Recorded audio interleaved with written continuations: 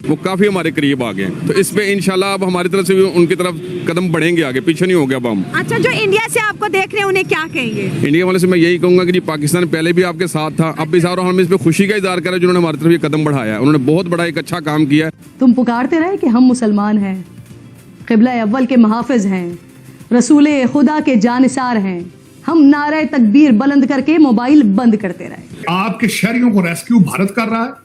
Iran आपके शहरियों को नारे मार मार कहता बाहर निकलो, पाकिस्तानी खेड़े उन्होंने गोली मारने से पहले पूछा था। ईरान में जो गोलियां मारी थी उन्होंने रैंडम नहीं मारी, उन्होंने कहा जो पाकिस्तानी बाहर साइड पे निकले हो। मच में नाकाम दहशतगर्दों का हमला था, पाकिस्तानी फोर्सेस ने भरपूर जवाब दिया। और ट्विस्टिंग खबर इस वजह से है क्योंकि एक भारतीय एसोसिएट, रॉ के एसोसिएट, एक सोशल मीडिया अकाउंट से ऑलरेडी इस खबर को शेयर कर दिया गया था। तो अब ये जाहिर हो रहा है कि इसमें रॉ मुलव्विस था, जो कि डायरेक्टली इनडायरेक्टली फंडिंग करता है बीएलए को। Indian Navy has deployed 10 ships today in that region. He had rescued, it's interesting, we rescued Pakistani and Iranian fishermen. There is a higher purpose. India जो है वो crease से बाहर निकल के खेल रहा है। तार साहब, अमेरिका ये किया करता था। दुनिया के सबसे बड़े शिप कैरियर सिर्फ अमेरिका के पास हैं, जो कि आज जो है वो इधर उधर तितर बितर होतियों से कांपते फिर रहे, डर रहे हैं। भारत को मैं समझता हूँ hat off to that, my hat off, उनको मैं समझता हूँ कि they are doing it, they are filling a gap. एक इंटरनेशनल वैक्यूम है इस वक्त सुपर पावर्स का, अपनी पोजीशन बड़ी स्ट्रांगली वो बना रहा है। गिलगित बल्तिस्तान, बलोचिस्तान, खैबर पख्तूनख्वा के जो मार्जिनलाइज्ड एरियाज हैं, अमूमन उनको इतनी अहमियत नहीं दी जाती और नेग्लेक्टेड रीजन है और वो बड़े नेग्लेक्टेड फील कर रहे हैं। आप कैसे देखते हैं? और 1 महीना हो गया वहाँ पर साहब जो प्रोटेस्ट हो रहे हैं, how do you see this situation? क्यों सेंटर इन चीज़ों को या इनकी ग्रेविटी को नहीं समझ पा रहा?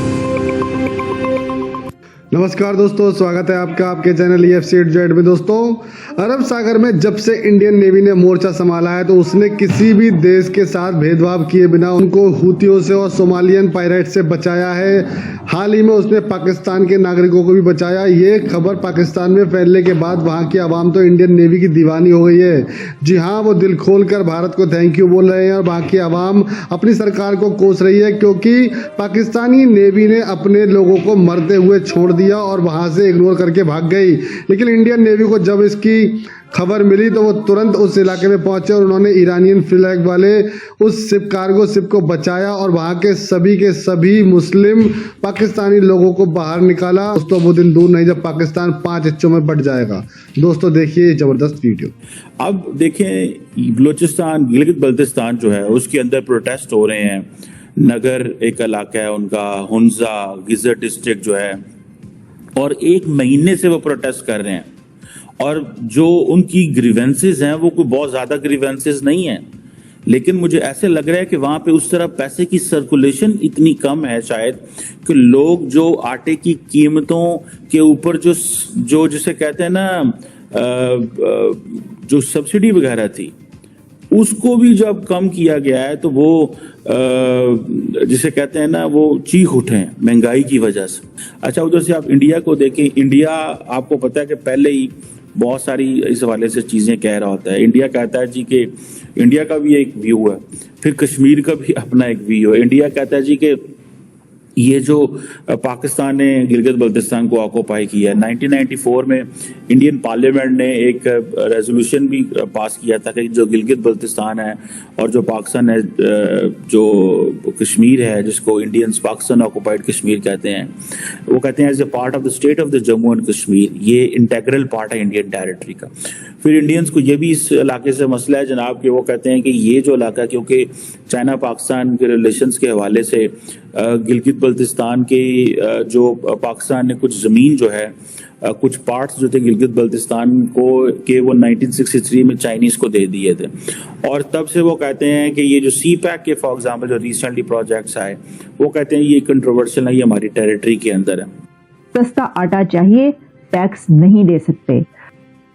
मैं तो इसमें यही करूंगा कि देखें, हम जिनको दुश्मन समझते हैं लेकिन उन्होंने दुश्मनी वाला काम नहीं किया, उन्होंने दोस्ती वाला काम किया है और ये उन्होंने बचा के पाकिस्तान के लिए उन्होंने एक मोहब्बत भरा हाथ बढ़ाया है और उन्होंने एक हमें ये सबूत दिया कि हम आपके दुश्मन नहीं हैं, हम आपके साथ हैं। तो पाकिस्तान भी इंशाल्लाह उनके साथ खड़ा है। कहीं भी मुश्किल होगी तो पाकिस्तान पहले भी उनके साथ था, आप भी उनके साथ है। मैं तो उनकी आर्मी का, उनकी फौज का शुक्रिया अदा कर रहा हूँ जिन्होंने बचाया, ठीक है ना। अगर वो ना बचाते तो ज़ाहिर ये मामला मजीद नफरत की तरफ जाना था, लेकिन उन्होंने बहुत अच्छा काम किया है और मैं तो समझता हूँ कि इसमें पूरे पाकिस्तान के लिए उन्होंने एक बहुत बड़ा काम किया है, ठीक है ना। सही बात है सर, हम भी बहुत खुश हैं। देखिए हमारे हर बच्चा कहता है इंडिया बुरा, हम अपने बच्चों को नफरत सिखाते हैं। उनकी नेवी अगर ना बचाती तो जायज भी था, भाई दुश्मन है जाने दो, लेकिन उन्होंने इंसानियत को बचाया, पाकिस्तान को नहीं, उन्होंने इंसानियत को बचाया। तो वो इंसानियत से मोहब्बत करते हैं और हम अपने बच्चों को, पूरे पाकिस्तानियों को इंसानियत से नफरत का पैगाम देते हैं, स्पेसिफिकली इंडिया से नफरत का पैगाम देते हैं। बिल्कुल भी ऐसा नहीं होना चाहिए मैम, जैसे आप बात कर रहे हैं कि उन्होंने ये काम जो किया है, ये उन्होंने पाकिस्तान की तरफ एक मोहब्बत बड़ा हाथ बढ़ाया, ठीक है ना।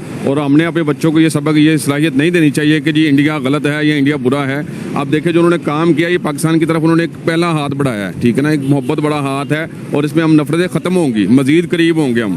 तो पाकिस्तान पहले भी इंशाल्लाह उनके साथ था किसी मुश्किल घड़ी में, अब भी कोई मामला बनेगा तो पाकिस्तान उनके साथ है इंशाल्लाह। सर सवाल ये पैदा होता है कि पाकिस्तानी नेवी किधर है? हाँ, ये बात भी आपकी ठीक है, लेकिन पाकिस्तान नेवी अगर उस वक्त नहीं पहुंची तो अल्लाह ने उनको एक वसीला बना के भेज दिया हमारे लिए, ठीक है ना। ये अल्लाह की मदद आई है और देखो उनके दिल में अल्लाह ने ये बात डाल दी, क्योंकि हमारी तरफ से, उनकी तरफ से काफ़ी मामले हैं। जैसे हमने ये बॉर्डर खोल दिए हैं, उनके लिए और कई मामले किए हुए हैं, तो उनके दिल में अल्लाह ने ये बात डाली है हमारी तरफ से, तो उन्होंने हमारी मदद की है। हमारी आर्मी नहीं पहुंची थी, लेकिन फिर भी उन्होंने हमारी सपोर्ट की है। इंशाल्लाह पूरा पाकिस्तान आर्मी हमारी आप खुश हो गए इंशाल्लाह। देखिए आपके चेहरे पे स्माइल है। तो सर इतने अच्छे हमारे पड़ोसी हैं, क्या वजूहात है कि हम जो है उनसे उस तरह से बातचीत नहीं कर पा रहे जैसे कि बाकी कंट्रीज जो है इंडिया से ताल्लुकात बेहतर कर रही हैं? हम हमेशा हर मामले में इंडिया को दुश्मन कहते हैं या जंगे करते हैं, हम उनकी तरफ वो जो कहते हैं ना दोस्ती वाला हाथ क्यों नहीं बढ़ा पा रहे? अब ऐसा होगा मैम, अब ऐसा होगा जैसे उन्होंने ये कदम एक बढ़ाया ना हमारी तरफ से, तो बहुत ज़्यादा आगे हम चले गए थे, लेकिन वो पीछे थे। अब जो उन्होंने एक जो छक्का लगाया ना, वो काफ़ी हमारे करीब आ गए। तो इस पे इंशाल्लाह अब हमारी तरफ से भी उनकी तरफ कदम बढ़ेंगे आगे, पीछे नहीं हो गया अब हम। अच्छा, जो इंडिया से आपको देख रहे हैं उन्हें क्या कहेंगे? इंडिया वाले से मैं यही कहूँगा कि जी पाकिस्तान पहले भी आपके साथ था, अब भी साथ, और हम इस पर खुशी का इजहार करें जिन्होंने हमारी तरफ ये कदम बढ़ाया है। उन्होंने बहुत बड़ा एक अच्छा काम किया है, इंशाल्लाह हम इस पे बहुत खुश हैं पाकिस्तान वाले। उनकी इकोनॉमी 5 ट्रिलियन की है, 3 सालों में 5 ट्रिलियन तक जाएगी और दूसरा 2030 तक वो 7 ट्रिलियन की जाएगी। उनकी ग्रोथ है, स्टेट बैंक ऑफ इंडिया ने ग्रोथ को 7% रखा है। इवन देन नॉट ओनली 2024, हमारी 7% ग्रोथ जो होगी 2025 में भी यही होगी। तो फिर जब ये सारी चीजें चल रही हो, एयरबस आपके कदमों में हो, बोइंग आपके कदमों में हो, चाइना स्लोज भारत ग्रोज, ये सारा कुछ चल रहा हो, दुनिया सारी को आप दवाइयां प्रोवाइड कर रहे हो, जब आप तेजस जहाज अपने बना रहे हो, जब आप ह्यूज एक आपका डायस्पोरा जहां भी हो वो स्ट्रांग हो, और उसके बाद फिर आपको इन हाउस वोट भी 100% आपके साथ हो, तो फिर सारी चीजें होती हैं। यही एक मेरे ख्याल में। अब देखें ये सारा ना सिर्फ भारत आज ये जिस तरह आपने खुद फरमाया कि आउट ऑफ क्रीज खेल रहा है, अब इसमें ये चीजें, इसके साथ जिम्मेदारियां भी बड़ी आती हैं जब आप क्रीज से बाहर निकल के खेलते हैं। देखें टारगेट अचीव करना इतना मुश्किल नहीं होता, टारगेट सस्टेन करना, मेंटेन करना एक इशू होता है। इस वक्त जो वेस्ट है वो परेशान है, अमेरिका बिलखसूस परेशान है भारत के इस कॉन्फिडेंस से, भारत की इकॉनमी से, और बिलखसूस मैं यहां ये भी बताना चाहूंगा कि ये जो ऑपरेशन किया गया इससे भी अमेरिका और वेस्टर्न कंट्रीज परेशान होंगे। उसकी वजह ये है कि ये रोल कभी ये अमेरिका ये किया करता था। दुनिया के सबसे बड़े बड़े शिप कैरियर सिर्फ अमेरिका के पास हैं, जो कि आज जो है वो इधर उधर तितर बितर होतियों से कांपते फिर रहे हैं, डर रहे। तीसरा दिन है, हमारे जो बुजुर्ग और ज़हीफ जिनको कोई पता नहीं है, मैं उनको कहता हूं आजकल की, मैंने इनका नया नाम रखा है बाइडन ओबामा एडमिनिस्ट्रेशन। तो वो तीसरा दिन है, CNN डर के बातें कर रहा है कि हम ईरान के साथ करें, क्या करें, क्यों करें, किस तरह करें।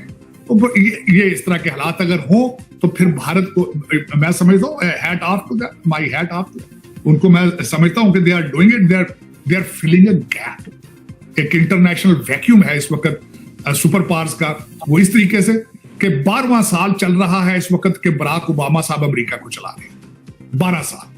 अब 8 साल उनके अपने और 4 साल बाइडन साहब के। और ओबामा साहब है क्या, इनको बड़े अरसे से पुतिन कैलकुलेट कर चुके हैं, प्रेसिडेंट शी बड़े अरसे से इनको कैलकुलेट कर चुके हैं कि इन तेलों में तेल नहीं है।